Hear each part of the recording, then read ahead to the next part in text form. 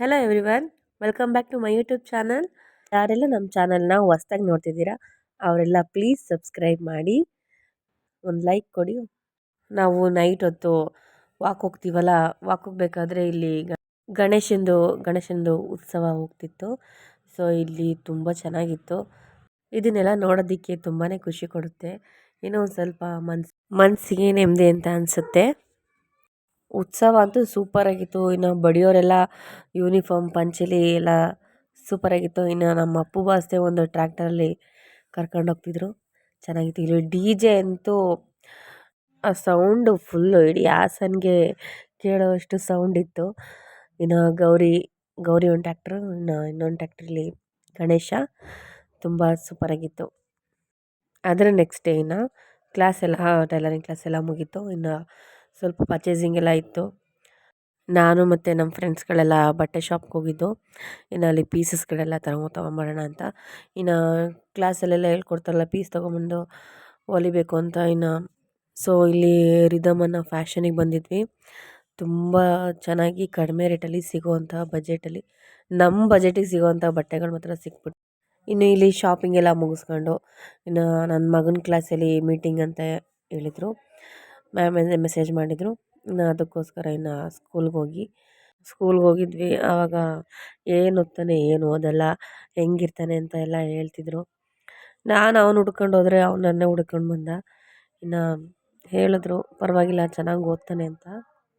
ಇದನ್ನು ಮುಗಿಸ್ಕೊಂಡು ಇನ್ನು ಮನೆಗೆ ಹೋದ್ವಿ. ಇನ್ನು ನಮ್ಮ ದಸರಾ ಹಬ್ಬ ಬಂತಲ್ಲ, ಇನ್ನು ಎಕ್ಸಾಮ್ಸ್ ಎಲ್ಲ ಇದ್ದೇ ಇರುತ್ತೆ. ಸೊ ಫೀಸ್ ಕಟ್ಟೋದು, ಅರ್ಧ ವರ್ಷಕ್ಕದ್ದು ಫೀಸ್ ಕಟ್ಟೋದು, ಅದ್ರ ಬಗ್ಗೆ ಎಲ್ಲ ಹೇಳ್ತಾರೆ, ಕಟ್ಟಲೇಬೇಕು. ಇನ್ನು ನೆಕ್ಸ್ಟ್ ನಾನು ಮನೆಗೆ ಬಂದು ಏನು ಮಾಡಿದೆ ಅಂತ ಅಂದರೆ, ಪೀಸ್ ತಂದಿದ್ನಲ್ಲ, ಅಲ್ಲಿಂದ ಪೀಸ್ ತಗೊಬಂದು ನೀಟಾಗಿ ಅಳತೆ ಮಾಡಿಕೊಂಡು ಅದು ಪ್ಲಾಜಾ ಪ್ಯಾಂಟ್ ಹೊಲಿತಿದ್ದೀನಿ. ಸೊ ನನ್ನ ಅಳತೆಗೆ ನಾನು ಹೊಲ್ಕೊತಿದ್ದೀನಿ. ನಮ್ಮ ಟೈಲರಿಂಗ್ ಕ್ಲಾಸಲ್ಲಿ ಒಂದು ಹೇಳ್ಕೊಡ್ತಾರೆ, ಇನ್ನೆಲ್ಲ ನಾರ್ಮಲಾಗಿ ನಾವೇ ಅವರು ಸ್ವಲ್ಪ ಟಚ್ ಹೇಳ್ಕೊಡ್ತಾರೆ ಅಷ್ಟೇ. ನಾನು ಇದುವರೆಗೂ ಎಷ್ಟು ಪ್ಯಾಂಟ್ ಹೊಲಿದಿದ್ದೀನಿ ಅಂತ ನಿಮಗೆ ಹೇಳ್ತೀನಿ. ಇದು ಮ್ಯಾಮ್ ಹೇಳ್ಕೊಟ್ಟಿದ್ದು, ಫಸ್ಟು ಕಲ್ತಿದ್ದು. ತುಂಬ ಚೆನ್ನಾಗಿ ಹೇಳ್ಕೊಡ್ತಿದ್ದಾರೆ. ಇನ್ನು ಸೆಕೆಂಡ್ ಒನ್ ನಾನೇ ಹೊಲ್ದಿರೋದು. ಅವೆರಡು ನಾರ್ಮಲ್ ಪ್ಯಾಂಟು. ಇದು ಪಟೇಲ ಪ್ಯಾಂಟು. ಸೊ ಸ್ವಲ್ಪ ನನಗೆ ಜಾಸ್ತಿ ಬೇಕಿತ್ತು, ಸ್ವಲ್ಪ ನಾನು ಬಟ್ಟೆ ಕಡಿಮೆ ತಗೊಂಡೋಗಿ ಹೊಲ್ದಿದ್ದೆ. ಪರವಾಗಿಲ್ಲ, ಚೆನ್ನಾಗಿ ಬಂದಿದೆ.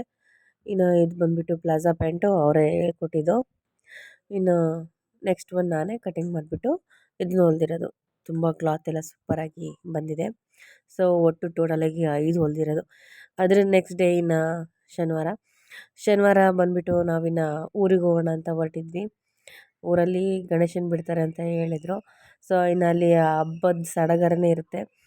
ಬಿಡೋಕ್ಕೂ ಮುಂಚೆ ಮೂರು ದಿನದ ಮುಂಚೆ ಇನ್ನು ಅಲ್ಲಿ ಫುಲ್ಲು ಆರ್ಕೆಸ್ಟ್ರಾ, ಅನ್ನದಾನ, ಆಮೇಲೆ ಫುಲ್ಲು ಇವತ್ತು ಉತ್ಸವದ ದಿನ ನಾನು ಬಂದಿದ್ದು. ಫುಲ್ಲಲ್ಲಿ ನೋಡಿ ಗಣೇಶನ ಪೆಂಡಲ್ ಅದು. ಈ ಕಡೆ ಇನ್ನು ಫುಲ್ಲು ನಮ್ಮದು ಊರಲ್ಲಿ ಫುಲ್ಲು ಮಸ್ತ್ ಮಜಾ. ಈ ಸತಿ ನಮ್ಮ ಹುಡುಗಿರಿಗೆಲ್ಲ ಸ್ವಲ್ಪ ಟೀ ಶರ್ಟ್ಸ್ ಎಲ್ಲ ಮಾಡಿಸಿದ್ದಾರೆ ಹುಡುಗರುಗಳು, ಸೂಪರಾಗಿತ್ತು. ಇನ್ನು ಹುಡುಗಿರೆಲ್ಲ ಸೂಪರಾಗಿ ಕುಣಿದ್ರು, ತುಂಬ ಚೆನ್ನಾಗಿರುತ್ತೆ. ಇನ್ನು ಉದ್ದಕ್ಕೂ ಇನ್ನು ನಾವಿದ್ದಾಗ ಈ ಥರ ಹುಡುಗಿರೆಲ್ಲ ಡ್ಯಾನ್ಸ್ ಮಾಡೋದು ಆ ಥರ ಇರಲಿಲ್ಲ. ಇವಾಗಿನ ಕಾಲದಲ್ಲಿ ಹೆಂಗಸರು ಹುಡುಗಿರು ಅಂತ ಏನಿಲ್ಲ, ಎಲ್ಲರೂ ಡ್ಯಾನ್ಸ್ ಮಾಡ್ತಾರೆ. ಇನ್ನು ನಮ್ಮೂರಲ್ಲಿ ಜಾತ್ರೆ ಅಂತೂ ಇನ್ನು 3 ವರ್ಷ ಜಾತ್ರೆ ಮಾಡೋಂಗಿಲ್ಲ. ಇನ್ನು ಇದೇ ಗಣೇಶನ ಹಬ್ಬನೇ ನಮ್ಮದು ಸ್ವಲ್ಪ 3 ದಿನದಿಂದ ಜಾತ್ರೆ, ಫುಲ್ ಜಾತ್ರೆ ಅಂತ ಅಂದರೆ ಫುಲ್ಲು ಹಬ್ಬದ್ದು ಸಡಗರ. ಇನ್ನು ಅವತ್ತು ಶನಿವಾರ ಆಗಿರೋದಕ್ಕೂ ಸಂತೆ ಬೇರೆ. ಇನ್ನು ಸಂತೆಯಲ್ಲೆಲ್ಲ ಫುಲ್ಲು ಹೆವಿ ರಶ್ ಇರುತ್ತೆ. ಅಲ್ಲಿ ಇಲ್ಲಿ ಅಂತೂ ಕಾಲಿಡೋಕ್ಕೆ ಜಾಗನೇ ಇರಲಿಲ್ಲ. ನಮಗಂತೂ ನಡೆದು ಸಾಕಾಗೋಗಿತ್ತು, ಕಾಲೆಲ್ಲ ತುಂಬ ನೋವು ಬಂದಿತ್ತು. ನನ್ನ ಮಕ್ಕಳಿಗೂ ಅಷ್ಟೇ. ನಾನು ಇನ್ನೂ ಅಷ್ಟು ದೂರ ಹೋಗ್ತಿದ್ದೆ, ಬಟ್ ನನ್ನ ಮಕ್ಕಳು ಆಗ್ತಿಲ್ಲ ಅಮ್ಮ, ನಡೆಯೋದಕ್ಕೆ ಆಗ್ತಿಲ್ಲ, ಸಾಕು ಮನೆಗೆ ಹೋಗೋಣ ಬಾ ಅಂತ ಹೇಳಿದ್ರು. ಸೊ ನಾನು ನೋಡಿಬಿಟ್ಟು ಮಕ್ಕಳನ್ನ ಮನೆಗೆ ಕರ್ಕೊಂಡೋದೆ. ಇಲ್ಲಿ ಫುಲ್ಲು ನಮ್ಮ ಹೆಣ್ಮಕ್ಳಿಗೆ ಎಷ್ಟು ಎನರ್ಜಿ ಅಂದರೆ ತುಂಬಾ ಖುಷಿ ಆಯಿತು.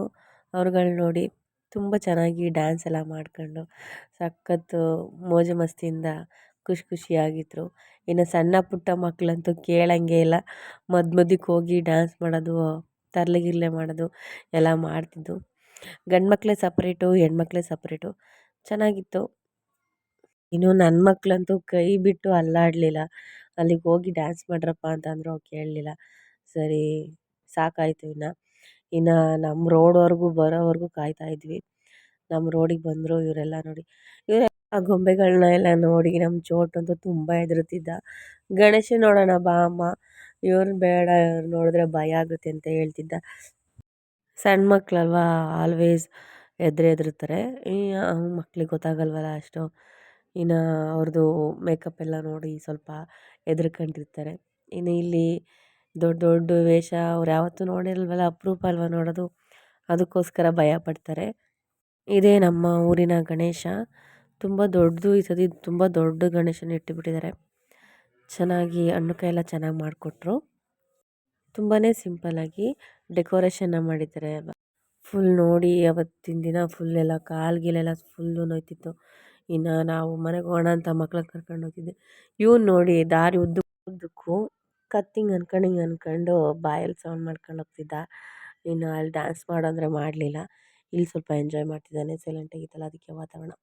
ಇವರು ನಮ್ಮಪ್ಪ. ನಮ್ಮ ಮನೆಗೆ ಹೋದ್ವಿ. ರಾತ್ರಿ ನಮ್ಮಮ್ಮ ಅಡುಗೆ ಮಾಡಿಟ್ಟಿದ್ರು.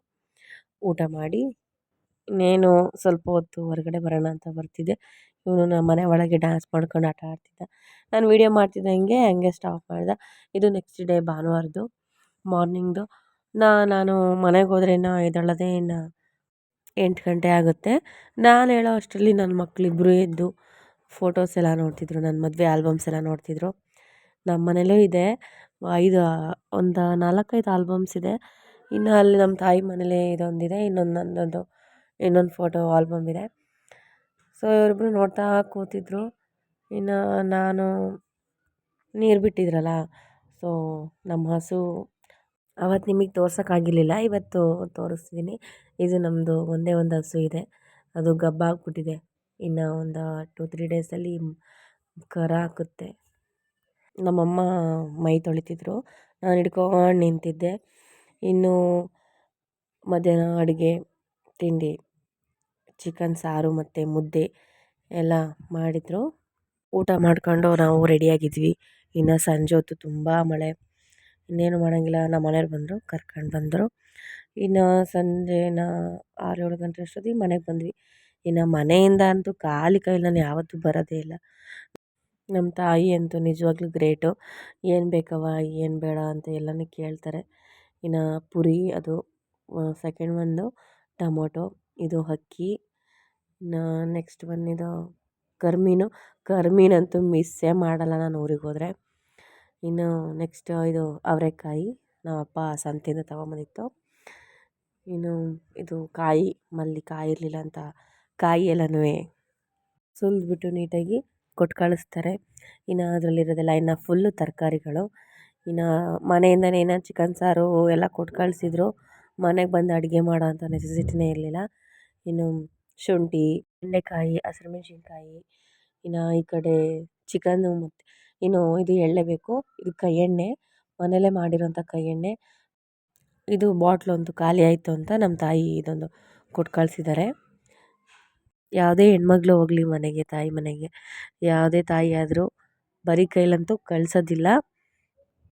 ಇನ್ನು ಚಿಕನ್ ಸಾಂಬಾರದು. ನೆಕ್ಸ್ಟ್ ಇದೊಂದು ಹುಳ್ಳಿಕಾಳು ಪಲ್ಯ ತುಂಬಾ ಚೆನ್ನಾಗಿತ್ತು. ನನಗೆ ಹುಳ್ಳಿಕಾಳು ಪಲ್ಯ ಇಷ್ಟ ಅಂತಲೇ ನಾನು ತೊಗೊಂಡು ಬಂದೆ. ಇನ್ನು ಆ ಬಾಕ್ಸಲ್ಲಿ ಇರೋದು ಚಿಕನ್ ಸಾಂಬಾರು. ಫುಲ್ಲು ಒಂದು ಮಾಡಿದ್ದೆಲ್ಲ ನಮಗೆ ಕೊಟ್ಟು ಕಳಿಸ್ತಾರೆ. ಅವರೊಂದು ಸ್ವಲ್ಪ ಇಟ್ಕೊಂಡು ಇನ್ನು ನಾನಿಲ್ಲಿ ಬಂದು ಮಾಡ್ತೀನಲ್ಲ ಅನ್ನೋದಕ್ಕೋಸ್ಕರ. ಇನ್ನು ಆ್ಯಪಲ್ಲು ನಮ್ಮ ತಾಯಿ ತಂದಿದ್ದರು. ಯಾರೆಲ್ಲ ನಮ್ಮ ವೀಡಿಯೋ ನೋಡ್ತಿದ್ದೀರಾ, ಪ್ಲೀಸ್ ದಯವಿಟ್ಟು ಸಬ್ಸ್ಕ್ರೈಬ್ ಮಾಡಿ, ಲೈಕ್ ಮಾಡಿ, ಶೇರ್ ಮಾಡಿ, ಪ್ಲೀಸ್ ಸಪೋರ್ಟ್ ಮಾಡಿ.